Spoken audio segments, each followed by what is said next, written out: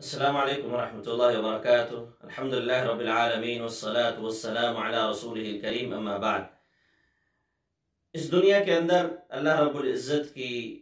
بہت زیادہ نشانیاں پائی جاتی ہیں جن پر بندہ غور و فکر کرے تو اللہ رب العزت کی عظمت اور قدرت اور اللہ رب العزت کی ذات پر ایک مومن مسلمان کا یقین مزید بڑھ جاتا ہے۔ اللہ رب العزت کی نشانیوں میں سے ایک نشانی سورج بھی ہے، جس کے بارے میں اللہ نے فرمایا وَالشَّمْسُ تَجْرِي لِمُسْتَقَرٍّ لَهَا، کہ سورج اپنی مقرر کردہ حد میں چلتا رہتا ہے یا اپنی مقرر کردہ جگہ کی طرف چلتا رہتا ہے۔ تو یہ اللہ رب العزت کی ایک بہت بڑی نشانی ہے کہ جب بندہ سورج کو دیکھتا ہے کہ وہ صبح مشرق کی طرف سے طلوع ہوتا ہے اور مغرب میں جا کر غروب ہو جاتا ہے۔ ابو ذر رضی اللہ تعالی عنہ کہتے ہیں کہ میں ایک دفعہ نبی صلی اللہ علیہ وسلم کے ساتھ مسجد میں بیٹھا ہوا تھا اور سورج غروب ہو رہا تھا۔ نبی علیہ السلام نے فرمایا کہ اے ابو ذر، کیا آپ کو پتہ ہے کہ یہ سورج غروب ہو کر کہاں جاتا ہے؟ ابو ذر رضی اللہ تعالیٰ عنہ کہتے ہیں کہ اللہ و رسولہ عالم، یہ بات اللہ اور اس کا رسول ہی بہتر جانتے ہیں۔ نبی علیہ السلام نے فرمایا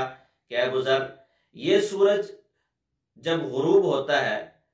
تو یہ اللہ رب العزت کے عرش کے نیچے جاتا ہے، وہاں پر سجدہ کرتا ہے، پھر اگلے دن طلوع ہونے کی اجازت طلب کرتا ہے تو اس کو اجازت دے دی جاتی ہے۔ تو یہ سلسلہ اسی طرح چلتا آ رہا ہے۔ پھر ایک دن ایسا آئے گا کہ یہ سورج عرش کے نیچے جائے گا،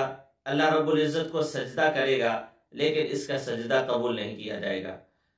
اور یہ اگلے دن طلوع ہونے کی اجازت طلب کرے گا، لیکن اس کو اجازت نہیں دی جائے گی،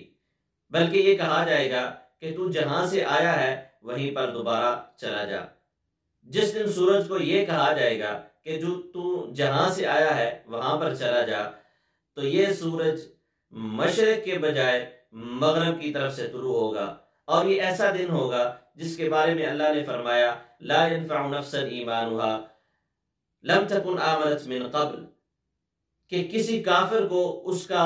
ایمان فائدہ نہیں دے گا، اور نہ ہی کسی مسلمان کو، فاسق فاجر کو اس کی توبہ یا نیک اعمال فائدہ دیں گے۔ تو یہ ایسا دن ہوگا جو علامت